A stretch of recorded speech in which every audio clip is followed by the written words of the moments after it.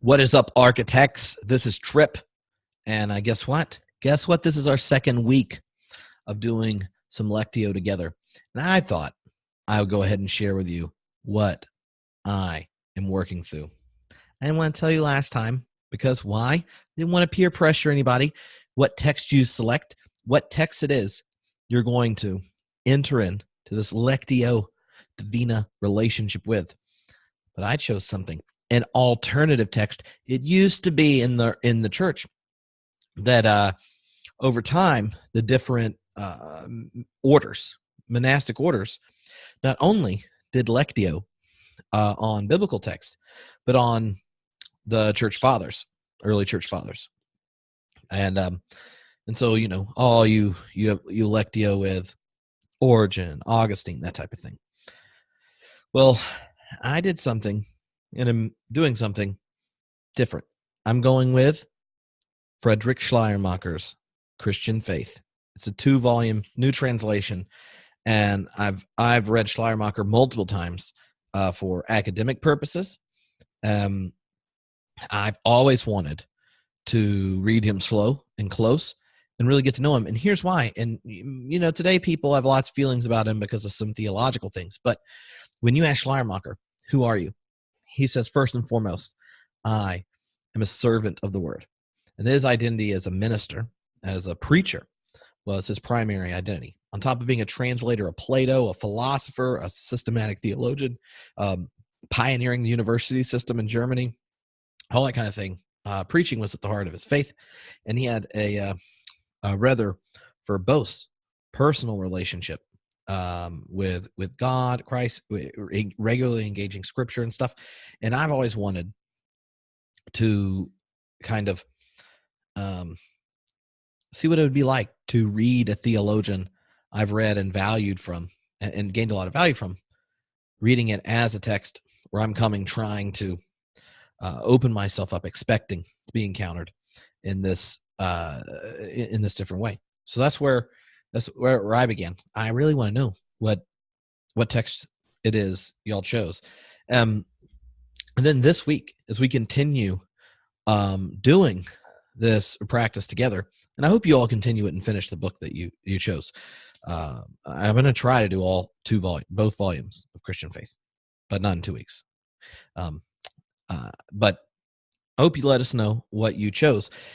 But most importantly, if this practice is in one sense built around listening, around receiving, I want us to also begin to think as leaders how it is that we speak out of cultivating this space of openness. One of the things that Schleiermacher said that is I've always found profound is that when we as leaders of congregations or of communities of faith, when we lead and when we proclaim the gospel in whatever way we do, and he meant it in the big sense, we aren't supposed to sit there and try to persuade someone intellectually to agree with us. And we're not supposed to lay it out where these conclusions that are cognitive are where you get. No, we're supposed to open up the energy, the joy, the suffering, the movement of our own soul, our own piety, our own experience, such that others start to resonate with that moving of the Spirit and are invited in to opening their own life and selves up to the work of God. Now, and it's a challenging thing when to see your vocation as a leader to not just be staying invested in your own spiritual development and such, so you can lead with integrity, but also becoming confident with the place you are individually, even in our difficult times, and opening that up and letting the joy of our salvation, which is a language Schleiermacher used, be something we let people in on. It's like not our normal discourse. It's not, we have created a culture because of a number of reasons, but we've created a culture where more and more, even spiritual leaders, are distancing themselves. They have this buffered understanding of themselves between themselves and then their convictions and their experiences that even they hold dear. And yet you sit there and you go, yeah, that is really important and essential to me, but I can also see something else as possible. Something else is plausible. And that's kind of part of our postmodern context and such. But even in the light of that, I think we have to wrestle with this challenge of opening up the internal dynamic of faith, of spirituality, and such. And so this week, as you continue to do Lectio, I want you to pick two of the reflections, either from last week or this week, and send them to Josh and I, and that you edit them so that they are not so that they are words to be shared. And I want you to write them as words to be shared with one another. We aren't going to post these in public or and such, but it'll be used between us as a group. Words to be shared, where you let us in on the language, the images, and the prayer that came out of your own spiritual practice here in listening. What does it sound like? And in a couple weeks, we'll use these reflections that that you share with each other during the week. Now, I say that, and also want you to know that I'm excited about this, and I'm going to be sharing some of mine as well when we get there. And now you're probably going to get some, and you're like, man, that sounds like Schleiermacher. Where's he getting? Mm-hmm. Me and Frederick, we're Lectioing this junk all over the place right now. So yeah, the last thing I wanted to say going into this is, and I talked to a couple of you in the past week, that I didn't realize how many of you this Lectio Divina practice would be so new, and you've had this intense struggle not to go grab your commentaries, or this intense struggle to you come to this text and you're like, oh my God, Paul, I think you're just being a bit sexist, or that is just awkward and uncomfortable to read that, or you have this wrestling and you're wanting to engage the text critically and to push back and stuff. And it's totally okay for you to engage that text critically and wrestle with it, but don't go arm yourself with resources elsewhere, and don't let an explanation of the text that's not found within it give you a reason to disengage with hearing and acknowledging and wrestling with what's in the text.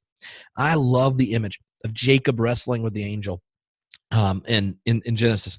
And Jacob, right, encounters this angel the day before he's going to see his brother Esau, who we all know he stole the birthright, screwed over, and this is a big time. Like, what's going to go down when they get together? Because Esau's also the bigger one. He eats meat and he can fight and kill stuff. And Jacob's like, what's going on? And he encounters this angel, and it says they wrestle. And what does he want? He wants a blessing. And Jacob refuses to let go. Sun's coming up, and the angel's like, I can't do this in the daylight. And you say, I didn't know that there were angel rules about not wrestling in the daylight, because I didn't know that there were angel wrestling rules. But beside that point, you get the angel whacks him on the hip, and he has this permanent limp, and he gives him a new name. It says, Jacob, your name is Israel, for you have wrestled with God. And sometimes Lectio Divina, that became the perfect image for me, because the text, not letting other stuff in. You're going to wrestle with a text until it blesses you.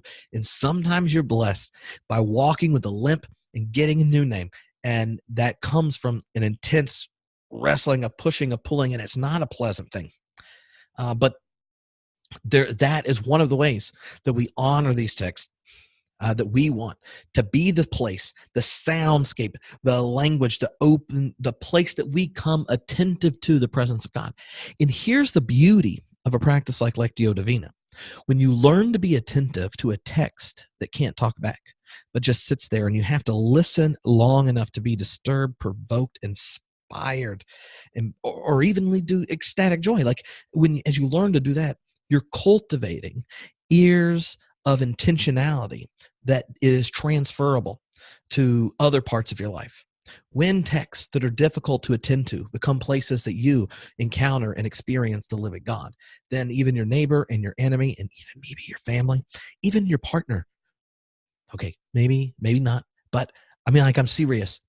The better we get at listening and attending to a text, where we let it have its own voice, where we wrestle with it and want to end it in blessing, that when we do these things, we're cultivating eyes to see the presence and reality of God in the midst of all that we're doing. So don't go elsewhere for the blessing. Wrestle with the text. And sometimes you'll be filled up, and sometimes you'll be sweaty because you wrestled a while. Sometimes you might get a limp, and sometimes when you get a limp, you'll get a new name, and you only got it. You only got it because you refuse to let go of the text. All right? So until next time, may you wrestle, and we look forward to hearing some of your own reflections, parsed out, for public sharing as affirmations out of your own listening. Peace.